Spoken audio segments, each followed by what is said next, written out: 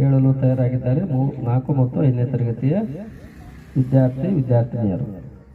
ಮೊದಲ ಪ್ರಶ್ನೆ, ಕನ್ನಡದಲ್ಲಿರುವ ಒಟ್ಟು ಅಕ್ಷರಗಳ ಸಂಖ್ಯೆ ಎಷ್ಟು? 49. ಸರಿಯಾದ ಉತ್ತರ. ವರ್ಣಮಾಲೆ ಅಥವಾ ಅಕ್ಷರಮಾಲೆ ಎಂದರೇನು? ಅಕ್ಷರಗಳ ಕ್ರಮಬದ್ಧ ಜೋಡಣೆಗೆ ವರ್ಣಮಾಲೆ ಅಥವಾ ಅಕ್ಷರಮಾಲೆ ಎನ್ನುವರು. ಸರಿಯಾದ ಉತ್ತರ. ಕನ್ನಡ ವರ್ಣಮಾಲೆಯಲ್ಲಿರುವ 3 ವಿಧಗಳನ್ನು ಹೆಸರಿಸು. ಸ್ವರಗಳು, ವ್ಯಂಜನಗಳು, ಯೋಗವಾಹಗಳು. ಸರಿಯಾದ ಉತ್ತರ. ಸ್ವರಗಳೆಂದರೇನು? ಸ್ವತಂತ್ರವಾಗಿ ಉಚ್ಚರಿಸಲಾಗುವ ಅಕ್ಷರಗಳಿಗೆ ಸ್ವರಗಳೆನ್ನುವರು. ಸರಿಯಾದ ಉತ್ತರ. ಕನ್ನಡದಲ್ಲಿರುವ ಒಟ್ಟು ಸ್ವರಾಕ್ಷರಗಳ ಸಂಖ್ಯೆ ಎಷ್ಟು? ಅವು ಯಾವುವು? 13. ಔ, ಅ, ಆ, ಇ, ಈ, ಉ, ಊ, ಋ, ಎ, ಐ, ಓ, ಔ. ಸರಿಯಾದ ಉತ್ತರ. ನಿರ್ಗಸರು ಒಂದು ಸ್ವಲ್ಪ ಆ ಅಂತ ಹೇಳ್ಬಿಟ್ಟು ಸ್ವಲ್ಪ ದೀರ್ಘವಾಗಿ ಹೇಳ್ಬೇಕಲ್ಲ. ಮುಂದಿನ ಪ್ರಶ್ನೆ, ಸ್ವರಗಳಲ್ಲಿರುವ 2 ವಿಧಗಳನ್ನು ಹೆಸರಿಸು. ಋಸಸ್ವರ, ದೀರ್ಘಸ್ವರ. ಸರಿಯಾದ ಉತ್ತರ. ಋಸ್ವಸ್ವರ ಎಂದರೇನು? ಒಂದು ಮಾತ್ರ ಕಾಲಾವಧಿಯಲ್ಲಿ ಉಚ್ಚರಿಸಲಾಗುವ ಅಕ್ಷರಗಳಿಗೆ ಋಸಸ್ವರ ಎನ್ನುವರು. ಸರಿಯಾದ ಉತ್ತರ. ಋಸ್ವಸ್ವರಗಳ ಸಂಖ್ಯೆ ಎಷ್ಟು? ಅವು ಯಾವುವು? 6. ಅ, ಇ, ಉ, ಋ, ಎ, ಓ. ಸರಿಯಾದ ಉತ್ತರ. ದೀರ್ಘಸ್ವರ ಎಂದರೇನು? 2 ಮಾತ್ರ ಕಾಲಾವಧಿಯಲ್ಲಿ ಉಚ್ಚರಿಸಲಾಗುವ ಅಕ್ಷರಗಳಿಗೆ ದೀರ್ಘಸ್ವರ ಎನ್ನುವರು. ಸರಿಯಾದ ಉತ್ತರ. ದೀರ್ಘಸ್ವರಗಳ ಸಂಖ್ಯೆ ಎಷ್ಟು? ಅವು ಯಾವುವು? 7. ಆ, ಇ, ಉ, ಎ, ಐ, ಔ. ಆ, ಇ, ಉ, ಎ, ಐ, ಓ, ಔ ಅಂತಕ್ಕಂಥ 7. ಕ್ಲುಪ್ತಸ್ವರ ಎಂದರೇನು? 2ಕ್ಕಿಂತ ಹೆಚ್ಚು ಮಾತ್ರ ಕಾಲಾವಧಿಯಲ್ಲಿ ಉಚ್ಚರಿಸಲಾಗುವ ಅಕ್ಷರಗಳಿಗೆ ಕ್ಲುಪ್ತಸ್ವರ ಎನ್ನುವರು. ಸರಿಯಾದ ಉತ್ತರ. ವ್ಯಂಜನಾಕ್ಷರಗಳೆಂದರೇನು? ಸ್ವರಗಳ ಸಹಾಯದಿಂದ ಉಚ್ಚರಿಸಲಾಗುವ ಅಕ್ಷರಗಳಿಗೆ ವ್ಯಂಜನಾಕ್ಷರಗಳೆನ್ನುವರು. ಸರಿಯಾದ ಉತ್ತರ. ಕನ್ನಡದಲ್ಲಿರುವ ಒಟ್ಟು ವ್ಯಂಜನಗಳ ಸಂಖ್ಯೆ ಎಷ್ಟು? 34. ಸರಿಯಾದ ಉತ್ತರ. ವ್ಯಂಜನಾಕ್ಷರಗಳಲ್ಲಿರುವ 2 ವಿಧಗಳನ್ನು ಹೆಸರಿಸು. ವರ್ಗೀಯ ವ್ಯಂಜನ, ಅವರ್ಗೀಯ ವ್ಯಂಜನ. ಸರಿಯಾದ ಉತ್ತರ. ವರ್ಗೀಯ ವ್ಯಂಜನಗಳ ಸಂಖ್ಯೆ ಎಷ್ಟು? 25. ಸರಿಯಾದ ಉತ್ತರ. ವರ್ಗೀಯ ವ್ಯಂಜನಗಳಲ್ಲಿರುವ 3 ವಿಧಗಳನ್ನು ಹೆಸರಿಸು. ಅಲ್ಪಪ್ರಾಣ, ಮಹಾಪ್ರಾಣ, ಅನುನಾಸಿಕ. ಸರಿಯಾದ ಉತ್ತರ. ಅಲ್ಪ ಪ್ರಾಣಾಕ್ಷರಗಳೆಂದರೇನು? ಕಡಿಮೆ ಉಸಿರು ಕೊಟ್ಟು ಉಚ್ಚರಿಸಲಾಗುವ ಅಕ್ಷರಗಳಿಗೆ ಅಲ್ಪ ಪ್ರಾಣಾಕ್ಷರಗಳೆನ್ನುವರು. ಸರಿಯಾದ ಉತ್ತರ. ಅಲ್ಪ ಪ್ರಾಣಾಕ್ಷರಗಳ ಸಂಖ್ಯೆ ಎಷ್ಟು? ಅವು ಯಾವುವು? 10. ಕ, ಚ, ಟ, ದ, ಪ. ಗ, ಜ, ಡ, ದ, ಬ. ಸರಿಯಾದ ಉತ್ತರ. ಮಹಾಪ್ರಾಣಾಕ್ಷರಗಳೆಂದರೇನು? ಹೆಚ್ಚು ಉಸಿರಿನಿಂದ ಉಚ್ಚರಿಸಲಾಗುವ ಅಕ್ಷರಗಳಿಗೆ ಮಹಾಪ್ರಾಣಾಕ್ಷರಗಳು ಎನ್ನುವರು. ಸರಿಯಾದ ಉತ್ತರ. ಮಹಾಪ್ರಾಣಾಕ್ಷರಗಳ ಸಂಖ್ಯೆ ಎಷ್ಟು? ಅವು ಯಾವುವು? 10. ಔ, ಖ, ಛ, ಠ, ಥ, ಪ. ಘ, ಜ, ಡ, ಧ, ಬ. ಸರಿಯಾದ ಉತ್ತರ. ಘ, ಝ, ಟ, ತ, ಪ. ಘ, ಜ, ಡ, ಧ, ಬ ಅಂತಕ್ಕಂಥವು ಮಹಾಪ್ರಾಣಾಕ್ಷರಗಳು. ಅನುನಾಸಿಕ ಅಕ್ಷರ ಎಂದರೇನು? ಮೂಗಿನ ಸಹಾಯದಿಂದ ಉಚ್ಚರಿಸಲಾಗುವ ಅಕ್ಷರಗಳಿಗೆ ಅನುನಾಸಿಕ ಅಕ್ಷರಗಳೆನ್ನುವರು. ಸರಿಯಾದ ಉತ್ತರ. ಅನುನಾಸಿಕ ಅಕ್ಷರಗಳ ಸಂಖ್ಯೆ ಎಷ್ಟು? ಅವು ಯಾವುವು? 5 ಇವೆ. ನ, ನ, ತ, ನ, ನ, ತ, ನ, ನ, ಮ, ನ, ನ, ಮ, ನ, ಪ, ಮ. ನ, ನ, ಣ, ನ, ಮ ಅಂತಕ್ಕಂಥವು. ಅವರ್ಗೀಯ ವ್ಯಂಜನಗಳ ಸಂಖ್ಯೆ ಎಷ್ಟು? ಅವು ಯಾವುವು? 9. ಎರಳವ, ಶ, ಶ, ಸ, ಹ, ಳ. ಸರಿಯಾದ ಉತ್ತರ. ಯೋಗವಾಹಗಳೆಂದರೇನು? ಜೊತೆಗೂಡಿ ಹೋಗು ಎಂದರ್ಥ. ಸರಿಯಾದ ಉತ್ತರ. ಯೋಗವಾಹಗಳ ಸಂಖ್ಯೆ ಎಷ್ಟು? ಅವು ಯಾವುವು? 2. ವಿಸರ್ಗ, ಅನುಸ್ವರ. 2 ಇವೆ. ಅವು ಅನುಸ್ವರ ಮತ್ತು ವಿಸರ್ಗ ಅಂತಕ್ಕಂಥವು. ಮುಂದಿನ ಪ್ರಶ್ನೆ, ಗುಣಿತಾಕ್ಷರಗಳೆಂದರೇನು? ವ್ಯಂಜನಕ್ಕೆ ಸ್ವರಗಳು ಸೇರಿ ಉಚ್ಚರಿಸಲಾಗುವ ಅಕ್ಷರಗಳಿಗೆ ಗುಣಿತಾಕ್ಷರ ಎನ್ನುವರು. ಸರಿಯಾದ ಉತ್ತರ. ರಾಜಧಾನಿ ಈ ಪದದಲ್ಲಿರುವ ಗುಣಿತಾಕ್ಷರಗಳನ್ನ ಬಿಡಿಸಿ ಹೇಳು. ರ ಪ್ಲಸ್ ಅ, ಜ ಪ್ಲಸ್ ಅ, ಧ ಪ್ಲಸ್ ಅ, ನ ಪ್ಲಸ್ ಇ. ಸರಿಯಾದ ಉತ್ತರ. ಸಂಯುಕ್ತಾಕ್ಷರ ಎಂದರೇನು? ವ್ಯಂಜನಕ್ಕೆ ವ್ಯಂಜನಗಳು ಸೇರಿ ಉಂಟಾಗುವ ಅಕ್ಷರಗಳಿಗೆ ಸಂಯುಕ್ತಾಕ್ಷರ ಎನ್ನುವರು. ವ್ಯಂಜನಕ್ಕೆ ವ್ಯಂಜನ ಸೇರಿಕೊಂಡು ಸ್ವರಗಳ ಸಹಾಯದಿಂದ ಉಂಟಾಗುವ ಅಕ್ಷರಗಳಿಗೆ ಸಂಯುಕ್ತಾಕ್ಷರ ಅಥವಾ ಒತ್ತಕ್ಷರ ಎಂದು ಕರೆಯುತ್ತೇವೆ. ಮುಂದಿನ ಪ್ರಶ್ನೆ ಸಂಯುಕ್ತಾಕ್ಷರದಲ್ಲಿರುವ ಎರಡು ವಿಧಗಳನ್ನು ಹೆಸರಿಸು. ಸಜಾತಿ ಸಂಯುಕ್ತಾಕ್ಷರ, ವಿಜಾತಿ ಸಂಯುಕ್ತಾಕ್ಷರ. ಸರಿಯಾದ ಉತ್ತರ. ಸಜಾತಿ ಸಂಯುಕ್ತಾಕ್ಷರ ಎಂದರೇನು? ಬೇರೆ ಬಗೆಯ ಎರಡು ವ್ಯಂಜನ ಸೇರಿ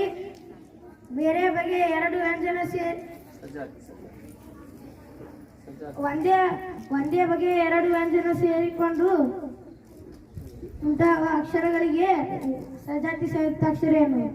ಸರಿಯಾದ ಉತ್ತರ. ಈ ಸಜಾತಿ ಸಂಯುಕ್ತಾಕ್ಷರ ಅಂದ್ರೆ ಒಂದೇ ಬಗೆಯ ಎರಡು ವ್ಯಂಜನಗಳು ಸೇರಿಕೊಂಡು ಉಂಟಾಗುವ ಅಕ್ಷರಗಳಿಗೆ ನಾವೇನಂತ ಕರಿತೀವಪ್ಪ ಅಂದ್ರೆ ಸಜಾತಿ ಸಂಯುಕ್ತಾಕ್ಷರ ಎಂದು ಕರೆಯುತ್ತೇವೆ. ಸಜಾತಿ ಸಂಯುಕ್ತಾಕ್ಷರ ಹೊಂದಿರುವ ಎರಡು ಶಬ್ದಗಳನ್ನು ಹೇಳು. ಅಪ್ಪ, ಅಮ್ಮ. ಸರಿಯಾದ ಉತ್ತರ. ವಿಜಾತಿ ಸಂಯುಕ್ತಾಕ್ಷರ ಎಂದರೇನು? ಬೇರೆ ಬೇರೆ ಬಗೆಯ ವ್ಯಂಜನಗಳು ಸೇರಿ ಉಂಟಾಗುವ ಪದಗಳಿಗೆ ವಿಜಾತಿ ಸಂಯುಕ್ತಾಕ್ಷರ ಎನ್ನುವರು.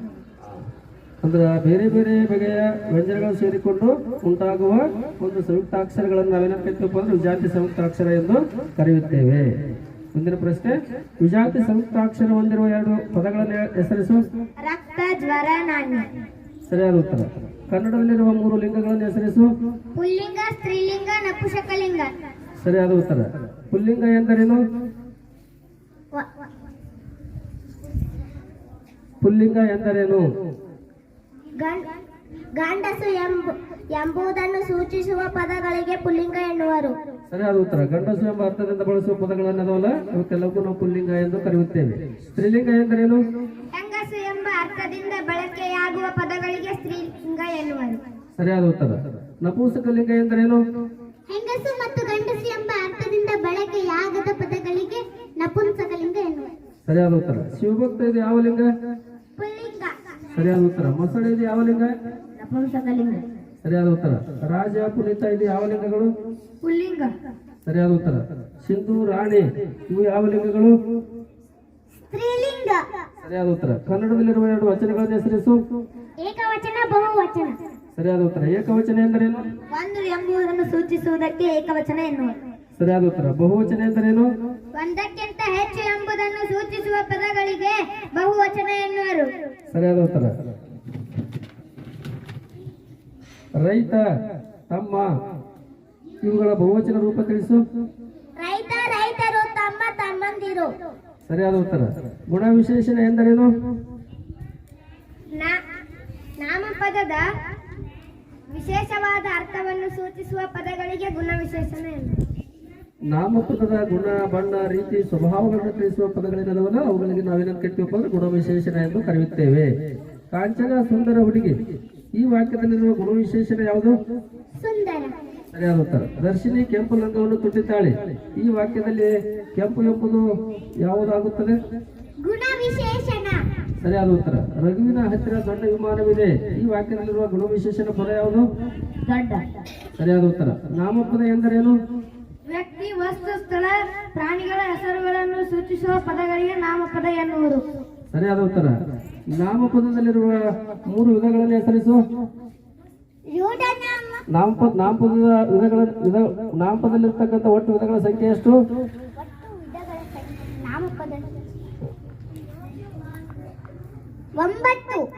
ಸರಿಯಾದ ಉತ್ತರ.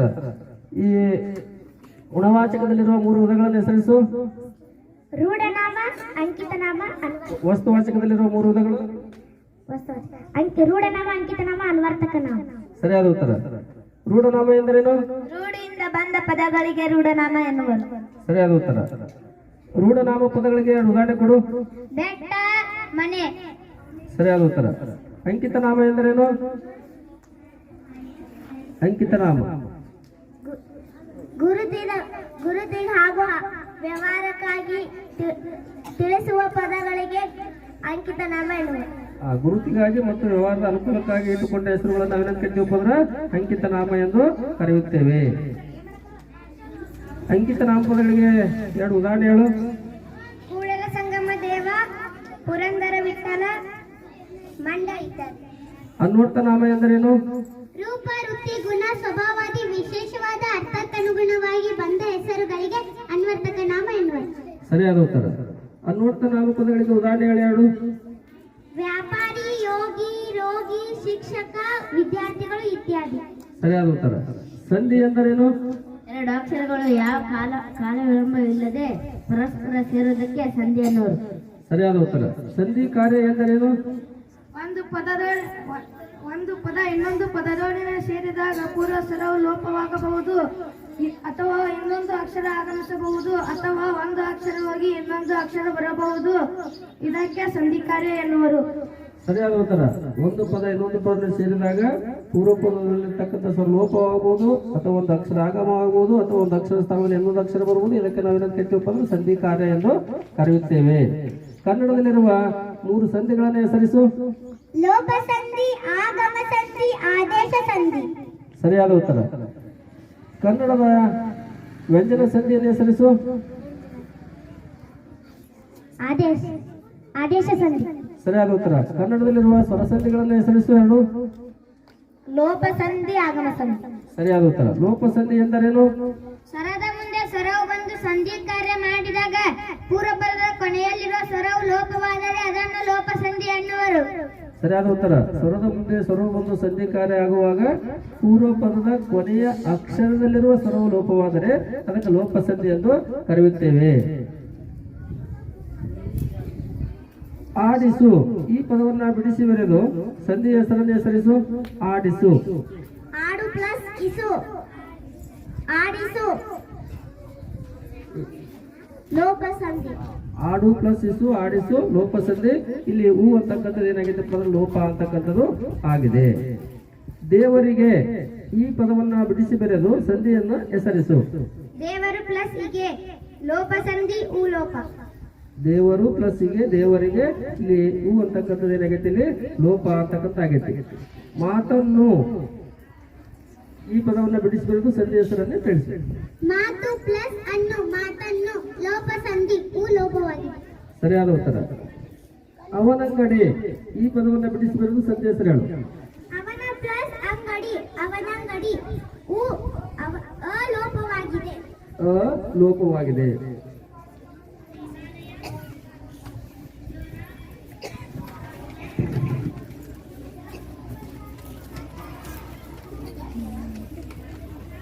ಮರವನ್ನು ಈ ಪದವನ್ನ ಬಿಡಿಸಿ ಬರೆದು ಸಂಧಿ ಹೆಸರಿಸು. ಮರವನ್ನು. ಮರ ಪ್ಲಸ್ ಅನ್ನು, ಆಗಮ ಸಂಧಿ, ಓಕರ, ಓ ಆಗಮ. ಸರಿಯಾದ ಉತ್ತರ. ಆಗಮ ಸಂಧಿ ಎಂದರೇನು? ಸ್ವರದ ಮುಂದೆ ಸ್ವರವು ಬಂದು ಸಂಧಿ ಆಗುವಾಗ ಸ್ವರ ಕೊನೆಯಲ್ಲಿರುವ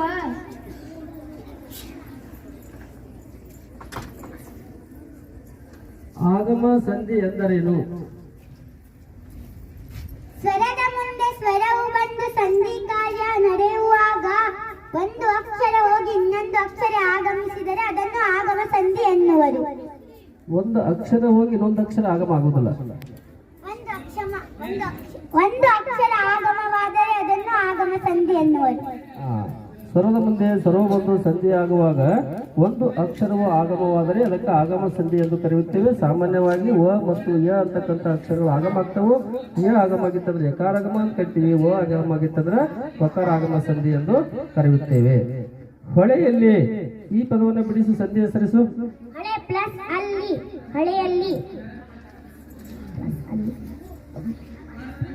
ಹೊಳೆಯಲ್ಲಿ ಇದು ಆಗಮ ಸಂಧಿ.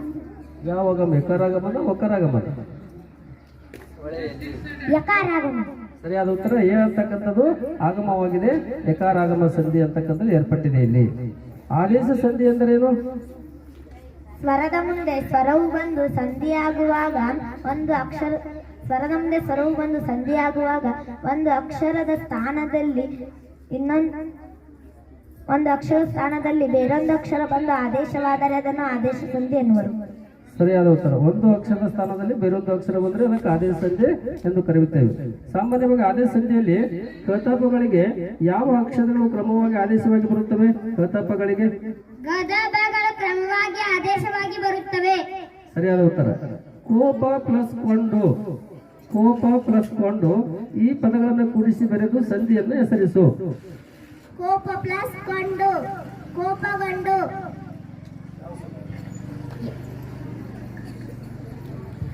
ಸಂಧಿ ಹೆಸರು ಆದೇಶ ಸಂಧಿ. ಸರಿಯಾದ ಉತ್ತರ. ಆದೇಶ ಸಂಧಿ. ಕೋಪ ಪ್ಲಸ್ ಕೊಂಡು, ಕೋಪಗೊಂಡು ಇದು ಆದೇಶ ಸಂಧಿಗೆ ಉದಾಹರಣೆ. ಮೈದೊಳೆ ಈ ಪದವನ್ನು ಬಿಡಿಸಿ ಬರೆದು ಸಂಧಿಯ ಹೆಸರನ್ನು ಹೆಸರಿಸು. ಮೈ ಪ್ಲಸ್ ತೊಳೆ ಆದೇಶ ಸಂಧಿ. ಇದು ಆದೇಶ ಸಂಧಿ.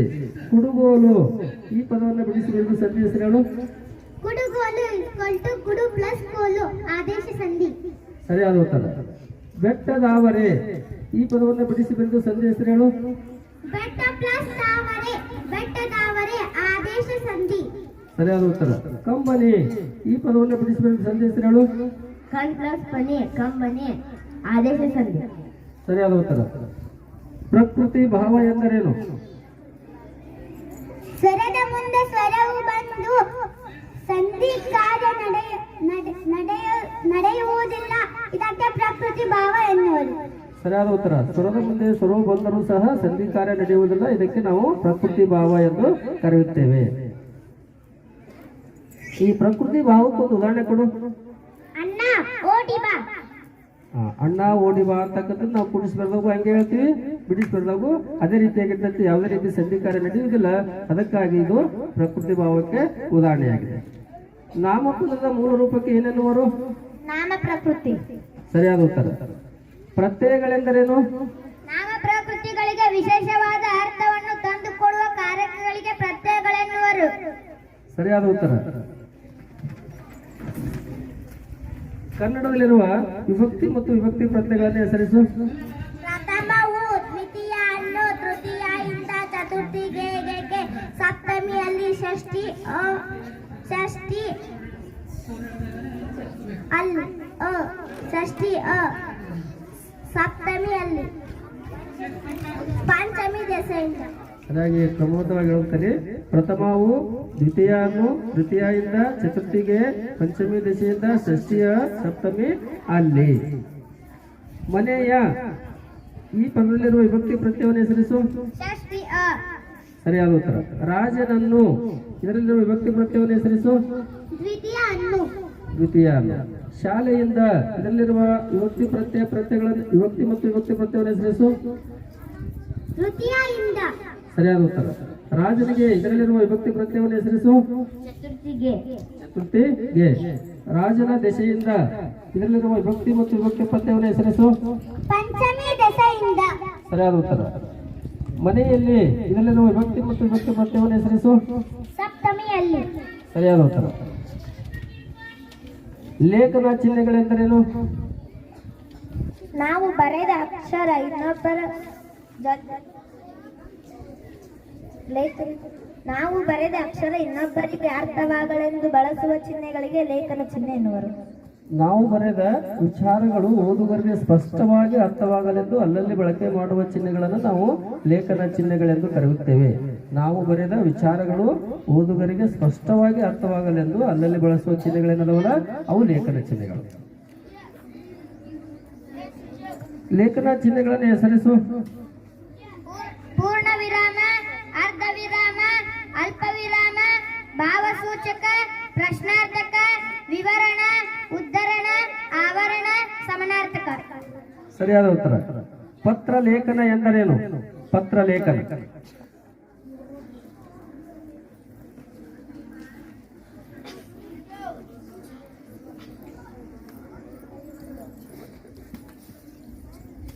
ವಿಚಾರ, ಸಂಗತಿ, ವಿಷಯಗಳನ್ನು ಮತ್ತೊಬ್ಬರ ಜೊತೆಗೆ ಬರವಣಿಗೆಯ ಮೂಲಕ ಹಂಚಿಕೊಳ್ಳುವುದಕ್ಕೆ ಪತ್ರ ಲೇಖನ ಎನ್ನುವರು. ಸರಿಯಾದ ಉತ್ತರ. ಪತ್ರದ ಕೆಲವು ವಿಧಗಳನ್ನು ಹೆಸರಿಸು. ವೈಯಕ್ತಿಕ ಪತ್ರಗಳು, ಮನವಿ ಪತ್ರಗಳು, ಜಾಹೀರಾತು ಮತ್ತು ಪ್ರಕಟಣೆಯ ಪತ್ರಗಳು, ಆಡಳಿತ ಮತ್ತು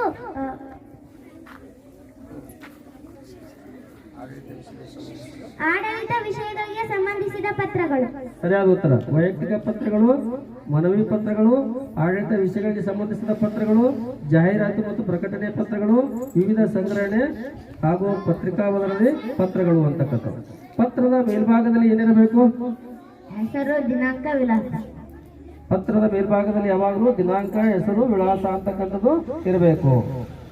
ಪತ್ರದ ಕೊನೆಯಲ್ಲಿ ಏನಿರಬೇಕು? ಸಹಿ ಇರಬೇಕು. ಸರಿಯಾದ ಉತ್ತರ. ತಂದೆಗೆ ಪತ್ರ ಬರೆಯುವಾಗ ಏನೆಂದು ಸಂಬೋಧನೆ ಮಾಡಿ ಬರೆಯಬೇಕು? ತೀರ್ಥರೂಪ. ಸರಿಯಾದ ಉತ್ತರ. ತಾಯಿಗೆ ಪತ್ರ ಬರೆಯುವಾಗ ಏನೆಂದು ಸಂಬೋಧನೆ ಮಾಡಿ ಬರೆಯಬೇಕು? ಮಾತೃಶ್ರೀ. ಸರಿಯಾದ ಉತ್ತರ. ಗುರುಗಳಿಗೆ ಪತ್ರ ಬರೆಯುವಾಗ ಏನೆಂದು ಸಂಬೋಧನೆ ಮಾಡಿ ಬರೆಯಬೇಕು? ಪೂಜ್ಯ. ಸರಿಯಾದ ಉತ್ತರ. ಗೆಳೆಯ ಅಥವಾ ಗೆಳತಿಗೆ ಪತ್ರ ಬರಿಬೇಕಾಗೈತಿ, ಅಲ್ಲಿ ಏನೆಂದು ಸಂಬೋಧನೆ ಮಾಡಿ ಬರೀತಿ? ಆತ್ಮೀಯ, ನಲ್ಮೆಯ, ಪ್ರೀತಿಯ. ಸರಿಯಾದ ಉತ್ತರ. ಚಿಕ್ಕಪ್ಪ ಅಥವಾ ದೊಡ್ಡಪ್ಪನಿಗೆ ಪತ್ರ ಬರಿಬೇಕಾದ್ರೆ ಏನೆಂದು ಸಂಬೋಧನೆ ಮಾಡಿ ಬರೀಬೇಕು? ತೀರ್ಥರೂಪ ಸಮಾನ. ಸರಿಯಾದ ಉತ್ತರ. ತೀರ್ಥರೂಪ ಸಮಾನ ಚಿಕ್ಕಪ್ಪ ಅಥವಾ ದೊಡ್ಡಪ್ಪನವರಿಗೆ ಅಂತೇಳಿ ಪತ್ರವನ್ನು ಪ್ರಾರಂಭ ಅಂತಕ್ಕಂಥದ್ದು ಮಾಡ್ಬೇಕಾಗ್ತೈತಿ. ಚಿಕ್ಕಮ್ಮ ಅಥವಾ ದೊಡ್ಡಮ್ಮನಿಗೆ ಪತ್ರ ಬರೆಯುವಾಗ ಏನೆಂದು ಸಂಬೋಧನೆ ಮಾಡಿ ಬರೆಯಬೇಕು? ಮಾತೃಶ್ರೀ ಸಮಾನ. ಸರಿಯಾದ ಉತ್ತರ. ಕಿರಿಯರಿಗೆ ಪತ್ರ ಬರೆಯುವಾಗ ಏನೆಂದು ಸಂಬೋಧನೆ ಮಾಡಿ ಬರೆಯಬೇಕು? ಚಿರಂಜೀವಿ. ಸರಿಯಾದ ಉತ್ತರ. ಕ್ರಿಯಾಪದ ಎಂದರೇನು? ಕರ್ತುವಿನ ಕ್ರಿಯೆ ತಿಳಿಸುವ ಪದಗಳಿಗೆ ಕ್ರಿಯಾಪದ ಇದೆ. ಸರಿಯಾದ ಉತ್ತರ. ಕ್ರಿಯಾಪದದ ಮೂಲ ರೂಪಕ್ಕೆ ಏನೇನುವರು? ಧಾತು. ಸರಿಯಾದ ಉತ್ತರ. ರಾಮನು ನದಿಯಲ್ಲಿ ಈಜಿದನು, ಇದರಲ್ಲಿರುವ ಕ್ರಿಯಾಪದ ಯಾವುದು? ಈಜು. ಈಜಿದನು ಅಂತಕ್ಕಂಥದ್ದು ಕ್ರಿಯಾಪದ, ಈಜು ಅಂತಕ್ಕಂಥದ್ದು ಧಾತು ಅಂತಕ್ಕಂಥ ಆಗ್ತೈತಿ. ರೈತನು ಗದ್ದೆಯಲ್ಲಿ ದುಡಿಯುವನು, ಇದರಲ್ಲಿರುವ ಕ್ರಿಯಾಪದ ಯಾವುದು? ದುಡಿಯುವುದು. ದುಡಿಯುವನು. ರೈತನು ಭತ್ತವನ್ನು ಚೀಲದಲ್ಲಿ ತುಂಬುವನು, ಇದರಲ್ಲಿರುವ ಕ್ರಿಯಾಪದ? ತುಂಬುವನು. ಸರಿಯಾದ ಉತ್ತರ. ಎತ್ತುಗಳು ಗದ್ದೆಯಲ್ಲಿ ನೇಗಿಲನ್ನ ಎಳೆಯುವುದು, ಇದರಲ್ಲಿ ಕ್ರಿಯಾಪದ? ಎಳೆಯುವುದು. ಸರಿಯಾದ ಉತ್ತರ. ಕಾಲಗಳು ಎಂದರೇನು? ನಡೆದ, ನಡೆಯುತ್ತಿರುವ, ನಡೆಯುವುದನ್ನು ಸೂಚಿಸುವುದಕ್ಕೆ ಕಾಲಗಳು ಎನ್ನುವರು. ಸರಿಯಾದ ಉತ್ತರ. ನಡೆದ, ನಡೆಯುತ್ತಿರುವ, ನಡೆಯುವ ಕ್ರಿಯೆಗಳನ್ನು ಸೂಚಿಸುವ ಪದಗಳನ್ನು ನಾವೇನಂತ ಕರಿತೀವಪ್ಪ ಅಂದ್ರೆ ಕಾಲಗಳು ಎಂದು ಕರೆಯುತ್ತೇವೆ. ಕಾಲಗಳು ಎಷ್ಟಿವೆ? ಅವು ಯಾವುವು? 3 ಇವೆ: ಭೂತಕಾಲ, ವರ್ತಮಾನ ಕಾಲ, ಭವಿಷ್ಯತ್ ಕಾಲ. ಸರಿಯಾದ ಉತ್ತರ. ಭೂತಕಾಲ ಎಂದರೇನು? ನಡೆದು ಹೋದ ಕಾಲಕ್ಕೆ ಭೂತಕಾಲ ಎನ್ನುವರು. ಸರಿಯಾದ ಉತ್ತರ. ಭೂತಕಾಲದಲ್ಲಿರುವ ಒಂದು ವಾಕ್ಯವನ್ನು ಹೇಳು. ರಾಮನು ನದಿಯಲ್ಲಿ ನಾನು ಶಾಲೆಗೆ ಬಂದೆನು. ನಾನು ಶಾಲೆಗೆ ಬಂದೆನು ಅಂತಕ್ಕಂಥದ್ದು ಭೂತಕಾಲ. ವರ್ತಮಾನ ಕಾಲ ಎಂದರೇನು? ನಡೆಯುತ್ತಿರುವ ಕಾಲವನ್ನು ಸೂಚಿಸುವುದಕ್ಕೆ ವರ್ತಮಾನ ಕಾಲ ಎನ್ನುವರು. ಸರಿಯಾದ ಉತ್ತರ. ವರ್ತಮಾನ ಕಾಲದಲ್ಲಿರುವ ಒಂದು ವಾಕ್ಯವನ್ನು ತಿಳಿಸು.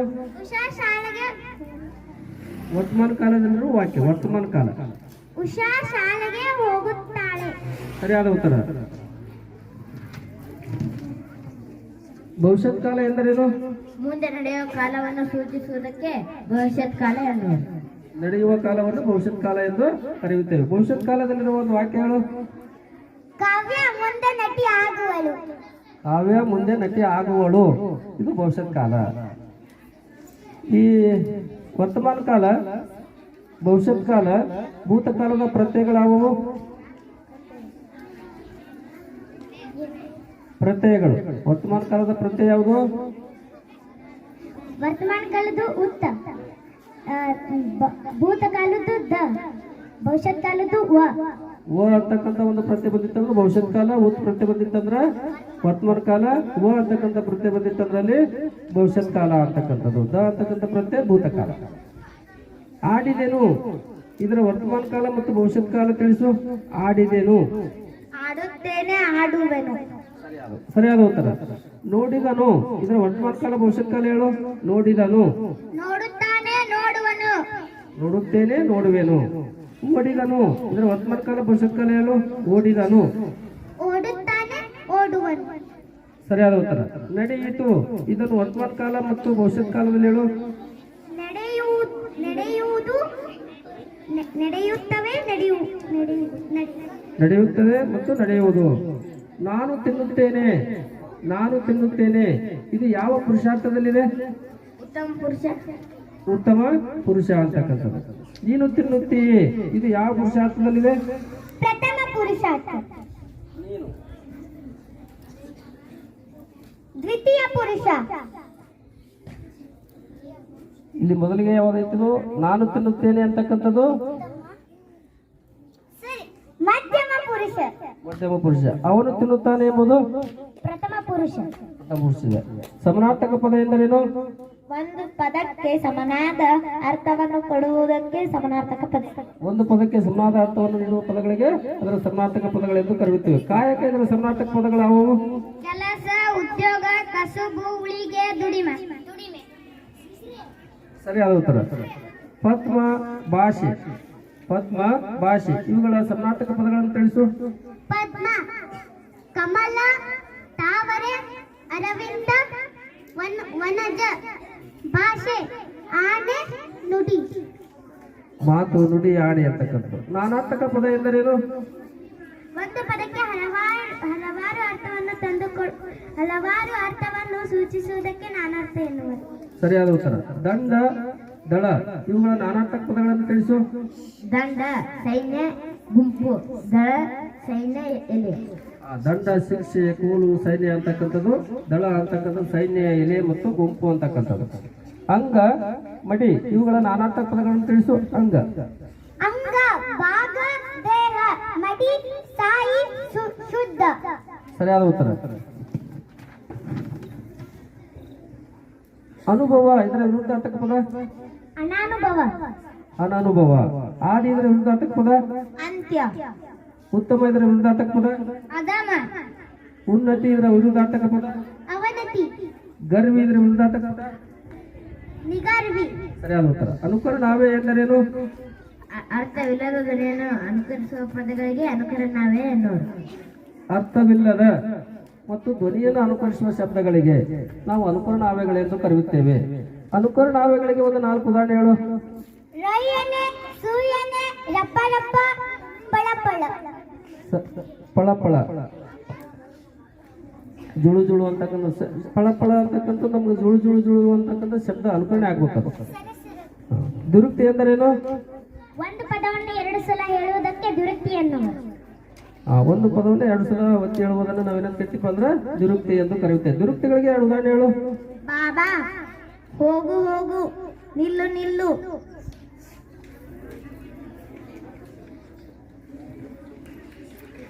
ಪಟ ಪಟ.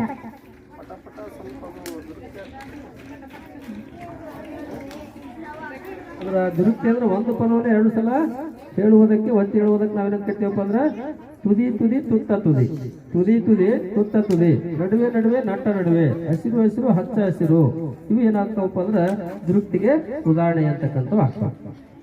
ಜೋಡಿ ನುಡಿ ಅಥವಾ ಜೋಡಿ ಪದಗಳೆಂದರೇನು? ಭಾಷೆಯ ಸುಂದರತೆಯನ್ನು ಹೆಚ್ಚಿಸುವ ಕೂಡು ಪದಗಳು ಅಥವಾ ಹೊಂದಿರುವ ಪದಗಳನ್ನು ಜೋಡಿ ಪದ ಅಥವಾ ಜೋಡಿ ನುಡಿ ಎನ್ನುವರು. ಸರಿಯಾದ ಉತ್ತರ. ಜೋಡು ಪದ ಅಥವಾ ಜೋಡಿ ನುಡಿಗಳಿಗೆ 2 ಉದಾಹರಣೆ ಹೇಳು. ಕಸ ಕಟ್ಟಿ, ಮನೆ ಮಠ. ಸರಿಯಾದ ಉತ್ತರ. ನುಡಿಗಟ್ಟು ಎಂದರೇನು? ವಿಶೇಷ ಅರ್ಥವನ್ನು ಸಂಕ್ಷಿಪ್ತ ರೂಪದಲ್ಲಿ ಹೇಳಿ. ವಿಶೇಷವಾದ ಅರ್ಥವನ್ನು ವಿವರಿಸುವ ಸಂಕ್ಷಿಪ್ತ ಪದವೇ ನುಡಿಗಟ್ಟು. ನುಡಿಗಟ್ಟುಗಳಿಗೆ 2 ಉದಾಹರಣೆ ಹೇಳು. ಡಂಗರ ಸಾರು, ಹೆಗಲು ಕೊಡು.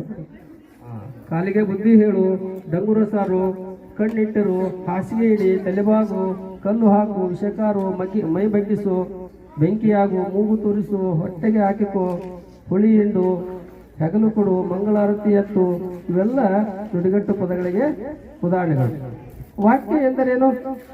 ಒಂದು ಪೂರ್ಣವಾದ ಅರ್ಥವನ್ನು ವಿವರಿಸುವ ಪದಗಳ ಗುಂಪಿಗೆ ವಾಕ್ಯ ಎನ್ನುವರು. ಸರಿಯಾದ ಉತ್ತರ. ವಾಕ್ಯಗಳಲ್ಲಿರುವ ವಿಧಗಳನ್ನು ಹೆಸರಿಸು. 3 ವಿಧ: ಸಾಮಾನ್ಯ ವಾಕ್ಯ, ಸಂಯೋಜಿತ ವಾಕ್ಯ, ಮಿಶ್ರ ವಾಕ್ಯ. ಸಾಮಾನ್ಯ ವಾಕ್ಯ ಎಂದರೇನು? ಪೂರ್ಣ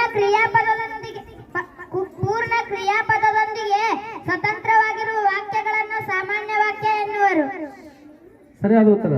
ಒಂದು ಪೂರ್ಣ ಕ್ರಿಯಾಪದದೊಂದಿಗೆ ಸ್ವತಂತ್ರವಾಗಿರ್ತಕ್ಕಂಥ ವಾಕ್ಯವನ್ನು ನಾವು ಸಾಮಾನ್ಯ ವಾಕ್ಯ ಎಂದು ಕರೆಯುತ್ತೇವೆ. ಸಾಮಾನ್ಯ ವಾಕ್ಯಕ್ಕೆ ಒಂದು ಉದಾಹರಣೆ ಹೇಳು. ವಿದ್ಯಾರ್ಥಿಗಳು ರಾಷ್ಟ್ರಗೀತೆಯನ್ನು ಹಾಡಿದರು. ಸರಿಯಾದ ಉತ್ತರ. ಸಂಯೋಜಿತ ವಾಕ್ಯ ಎಂದರೇನು? ಸ್ವತಂತ್ರವಾಗಿ ನಿಲ್ಲಬಲ್ಲ 2 ಅಥವಾ ಹೆಚ್ಚು ಉಪವಾಕ್ಯಗಳು ಒಂದು ಶಬ್ದಕ್ಕೆ ಸ್ವತಂತ್ರವಾಗಿ ನಿಲ್ಲಬಲ್ಲ 2 ಅಥವಾ ಹೆಚ್ಚು ಸಾಮಾನ್ಯ ವಾಕ್ಯಗಳು ಸೇರಿ ಪೂರ್ಣವಾದ ಅರ್ಥವನ್ನು ಕೊಡುವ ವಾಕ್ಯಗಳಿಗೆ ನಾವೇನಂತ ಕರಿತೀವಪ್ಪ ಅಂದ್ರೆ ಸಂಯೋಜಿತ ವಾಕ್ಯ ಎಂದು ಕರೆಯುತ್ತೇವೆ. ಸಂಯೋಜಿತ ವಾಕ್ಯಕ್ಕೆ ಒಂದು ಉದಾಹರಣೆ ಹೇಳು. ಬೆಕ್ಕು ಕಿಟಕಿಯಿಂದ ಒಳಗೆ ಬಂದಿತ್ತು ಮತ್ತು ಹಾಲನ್ನು ಕುಡಿದು ಹೋಯಿತು. ಸರಿಯಾದ ಉತ್ತರ. ಸಂಯೋಜಿತ ವಾಕ್ಯಗಳಲ್ಲಿ ಬಳಕೆಯಾಗುವ ಸಂಬಂಧಕಾರ್ಥ ಕಾವ್ಯಗಳಾವುವು? ಮತ್ತು, ಹಾಗೂ, ಆದರೆ, ಆದ ಕಾರಣ, ಇಂಥ ಇತ್ಯಾದಿ. ಸರಿಯಾದ ಉತ್ತರ. ಮತ್ತು, ಈ ಅಥವಾ ಹಾಗೂ ಆದರೆ ಆದ ಕಾರಣ ಹೇಗೆಂದರೆ ಇಂಥ ಏಕೆಂದರೆ ಇಂಥ ಒಂದು ಪದಗಳು ಅಂತಕ್ಕಂಥ ಇಂಥ ಒಂದು ಸಂಬಂಧಕಾರ್ಥಗಳು ಅಂತಕ್ಕಂಥ ಬಳಕೆ ಆಗಿರ್ತಕ್ಕಂಥ ವಾಕ್ಯಗಳನ್ನು ನಾವು ಸಂಯೋಜಿತ ವಾಕ್ಯ ಎಂದು ಗುರುತಿಸಬಹುದು. ಮಿಶ್ರ ವಾಕ್ಯ ಎಂದರೇನು? ಒಂದು ಅಥವಾ ಅನೇಕ ಉಪವಾಕ್ಯಗಳು ಸೇರಿ